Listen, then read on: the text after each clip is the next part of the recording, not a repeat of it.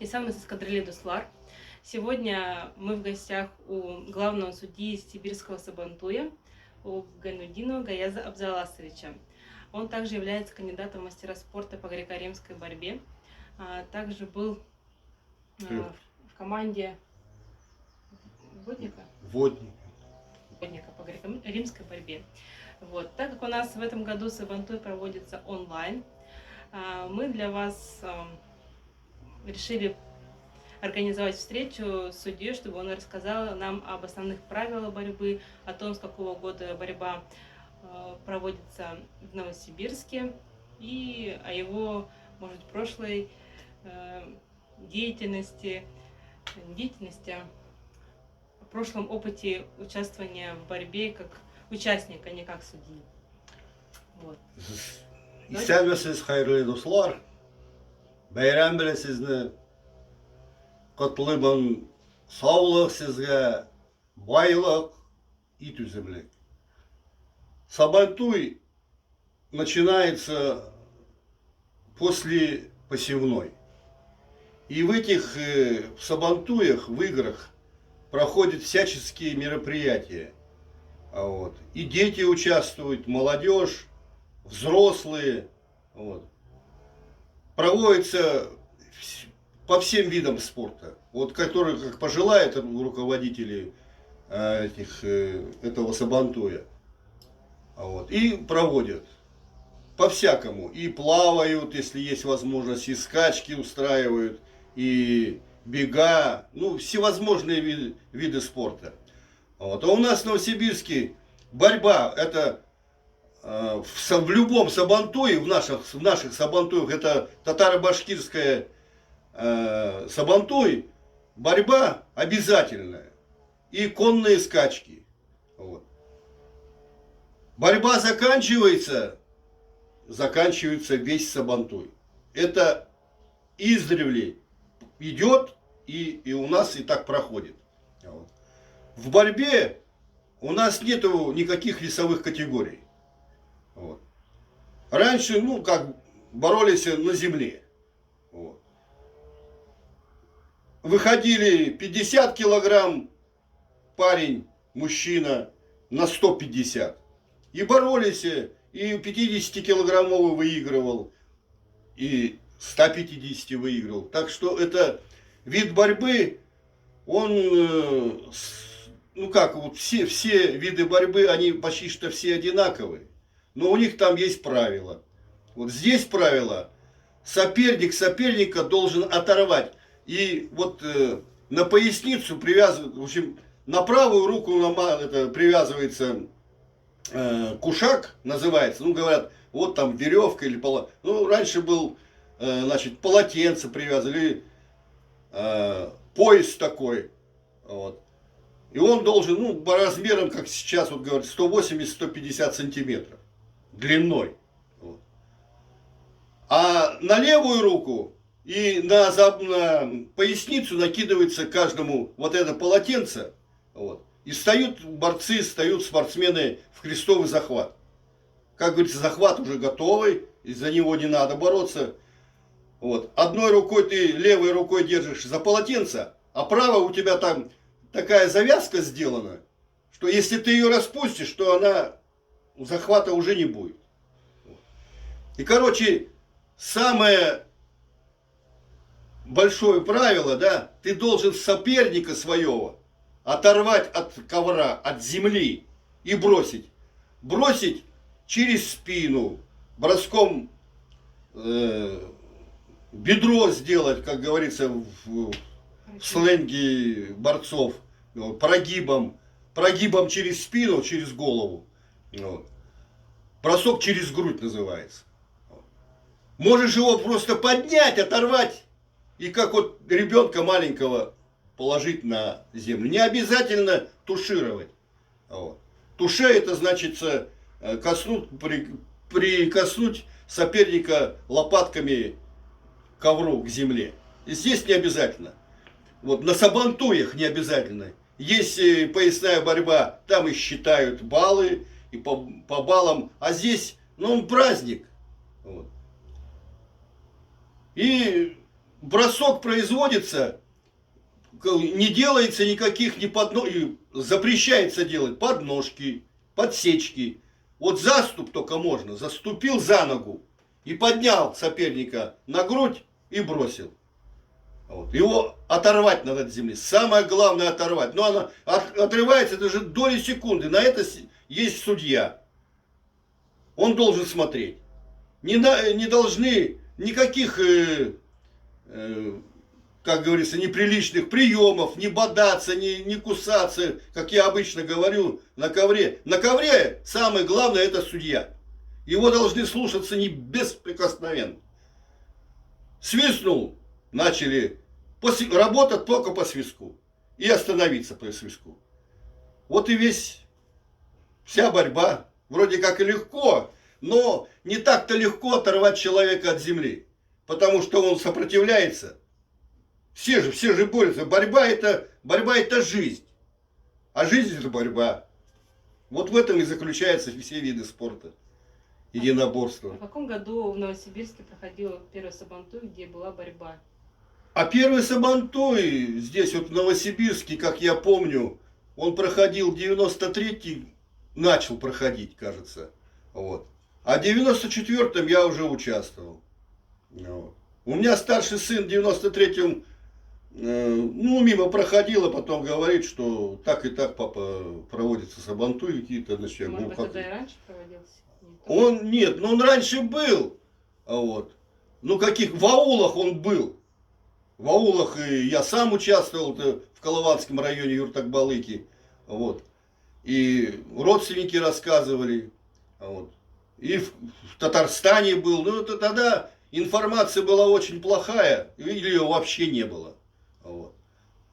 Были сабантуи и всякие мероприятия. У меня мама в молодости там на Уене в Юртак-Балыке занимала первое место по плаванию через Уень. Так что это дедушка мой, отец, тот боролся, не знаю, какое он место там занимал, но он был травмированный. Как в 94 году пришли. А я в 94 году занял первое место. За первое место давалась грамота и ценный подарок это баран. Который за второе место, это я в 94-м боролся, 95-й и 96-й. Вот. А в 2000-м я второе место занял. Тоже там приз был такой утешительный. Вот. А за первое место не было тогда никаких категорий. Там вот одна категория 50, выходишь на 150. Абсолютно. И все. И делали еще абсолютку. Абсолютно там 4, 3, 5, 6 человек. Кто согласен, те начинают бороться. Вот. И борются до победы. И вот победителю Батыру Сабантуя всегда, и вот прошедшие Сабантуи, всегда давали приз. Самый высокий приз это был баран. Вот.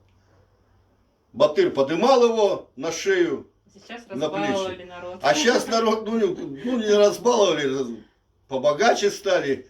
Вот. У нас федеральные сабантуи проходят, до сих пор проходят по всей стране. В прошлом году у нас Новосибирский был федеральный. Новосибирский был в прошлом году. И самый большой приз это автомобиль. А там уже за второе, за третье место уже другие. И очень много весовых категорий. Вот у нас мы проводим сейчас уже, наверное, лет 5 или 6, мы проводим 3-4 категории. Но чем меньше почему стало? Потому что, инфляция, как говорится. В этом сабантуе участвуют все, независимо от национальности. Татарин ты, башкир, русский, чуваш, без разницы.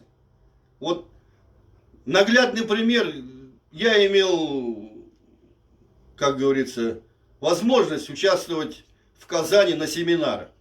И нам рассказывали, любые виды спорта в этом сабантуе, пожалуйста.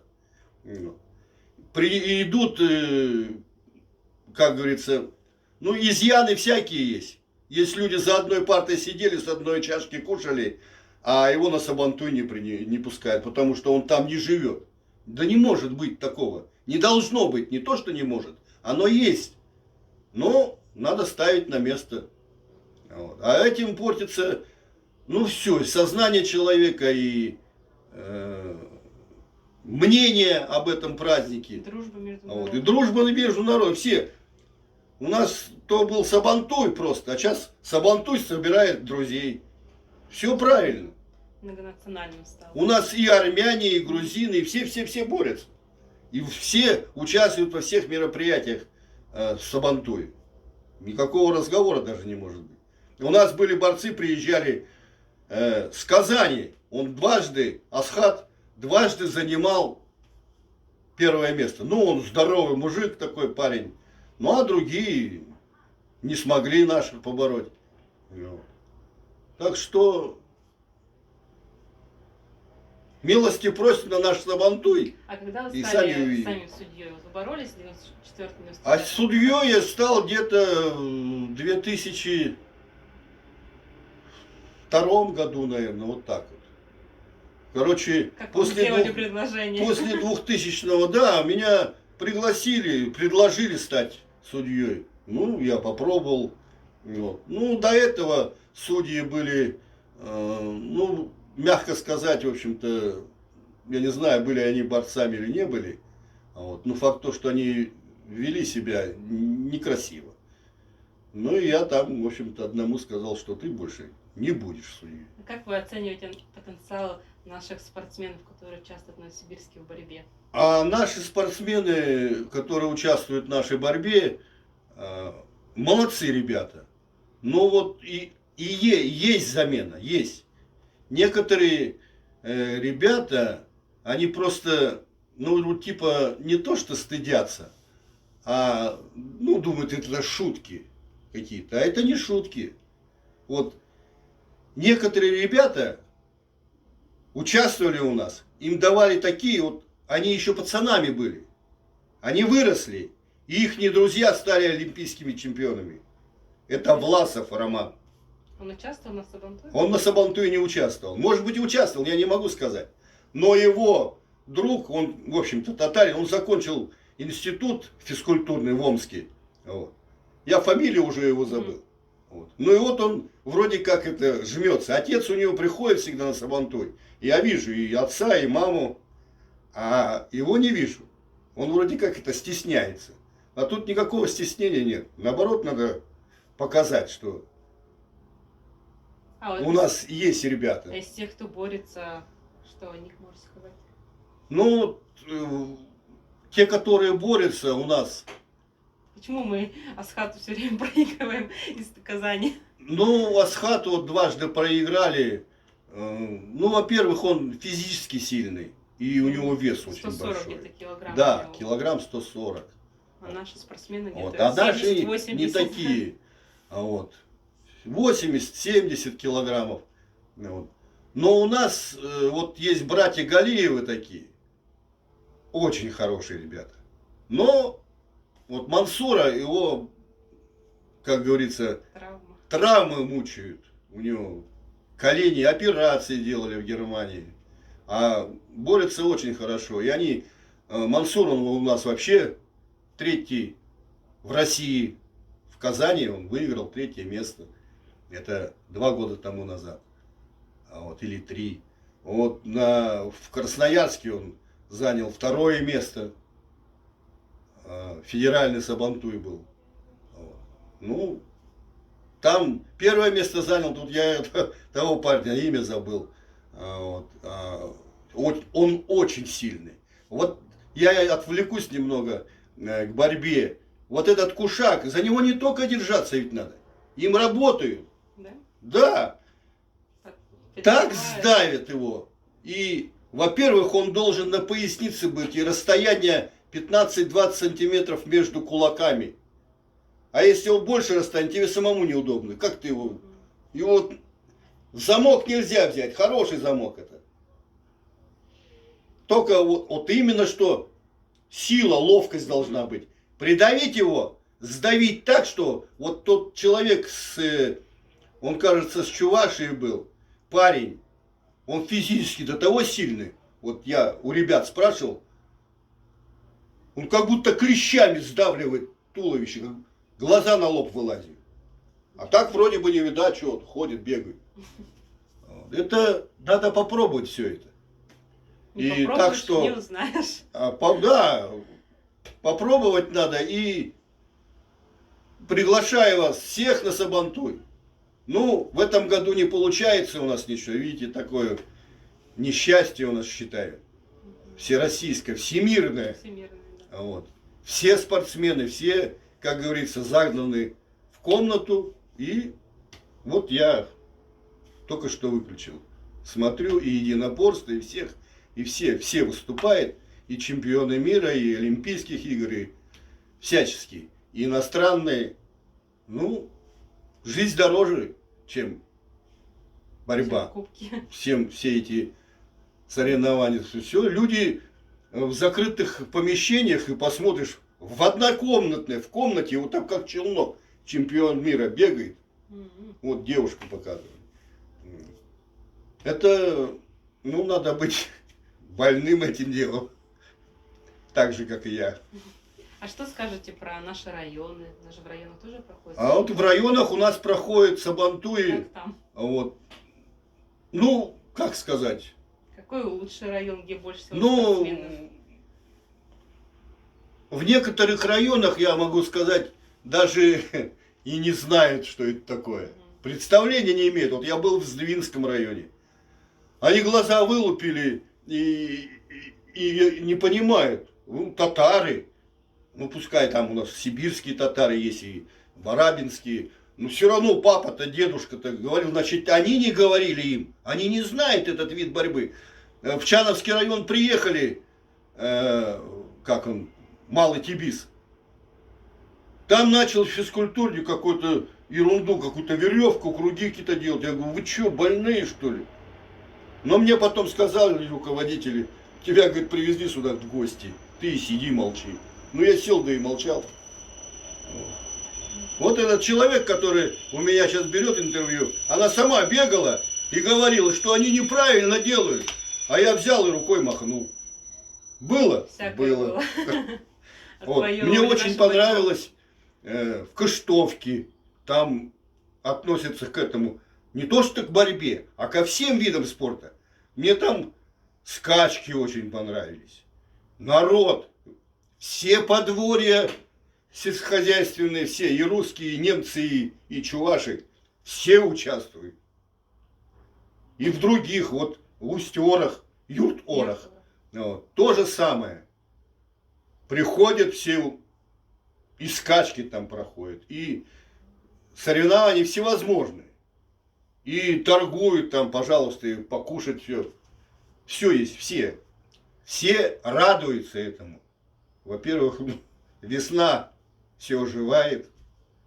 Вот, и все это проходит в хорошем состоянии. Мы по области много ездим. Каждый год в область, это в сторону Барабинска. А вот, ну, в Куйбышев, ну это там же есть, Куйбышев, Барабинск, они же 14 километров друг от друга. Вот. В Чановском районе, в Сдвинском, Татарском, в прошлом году были мы... В Убинке хороший борец такие есть. В Убинке, в Каргате, очень много. А вот в этой сторону мы в сторону, как говорится, Тагучина ездили, вот, в Горный. Тоже вот, ну, информации мало, так организовано хорошо. Ребятишки, а как, да что да, они про этот вид борьбы не знают и не слыхали. Ну, маленькие-то маленькие, так взрослые, большие, те не знают. А когда им показали суть-то дела, тогда поняли, что это такое. А то другие говорят, да вот на коленках ползают, да это так вот. А потом глаза-то разули, посмотрели, что это такое. Да, поэтому каждый год мы проводим Сабантуй собирает друзей, областной праздник. В каждом новом районе нашей Новосибирской области, чтобы ознакомить жителей с нашим национальным праздником, с состязаниями нашими. И тем самым мы меняем мировоззрение людей, потому что многие с советских времен думают, что Сабантуй это всеобщая пьянка. Да, А мы да нет, меняем нет. представление, и они уже по-другому смотрят на этот праздник, на это слово, даже сам Сабантуй, уже ассоциируют это слово по-другому. Вот.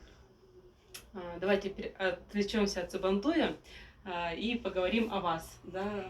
Ну, Вот вы раньше занимались греко-римской борьбой. Как вы к этому пришли? я занимался так с 12 лет. Здесь у нас, ну как, поветрие было в нашем городке, Речников.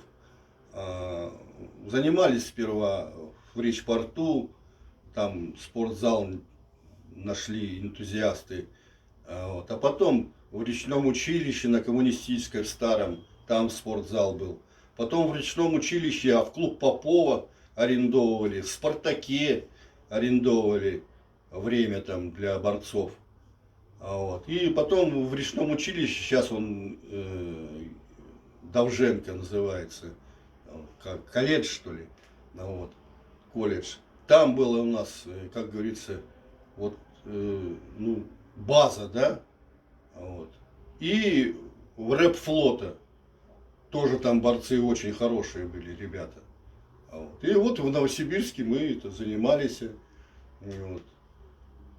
И в Динамо, ну, везде мы были. И в Динамо, и в Академгородке, и в Институте ядерной физики там был спортзал. Везде мы ездили. Приглашали. Ну, соревнования проходили первенство школьников, первенство области.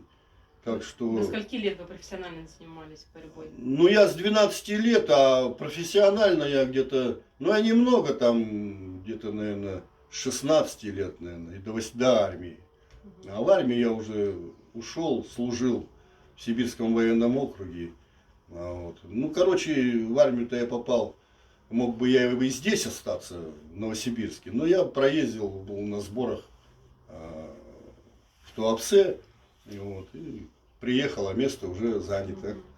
Вот. Приехал в СКА, был начальник спорта, этого спортивной роты, майор Дикий такой. Вот. Его, может быть, сейчас уже нет, я не знаю. Вот. Ну и мы с ребятами, здесь были ребята сборной России по водному поло. Вот. Ну, их вроде как оставили, за них начальство побегало, попросило. Ну, мне места не хватило. Вот. Но потом, когда я туда уехал, сказали, что потом мы тебя вызовем. Ну и так 2 года и вызывали. Понятно. А как вот вы до 16 лет, получается, профессионально занимались, а потом любительски? Или как вы поддерживали форму? Потому что 45 лет, я так понимаю, в 93 году или 95 Вы было, понимаете, первое место как заняли форму поддерживал. Ну, нельзя же 30 лет не занимаясь, потом хоп, и первое место занять. Ну, понимаете, это же вот раз, если научишься, ну, это от человека зависит, от его характера. Вот. И это на всю жизнь остается. Вот я вот сейчас говорю, даже падает человек, надо уметь падать. Можно грохнуться так, что и не соберешься. А другой также вот с такой же высоты или так же запнется и упадет, встал, отряхнулся и пошел. Это от характера. Ну, конечно, не без боли, но терпеть надо. А это, в общем-то, чему научили, чему учат, и у человека это остается.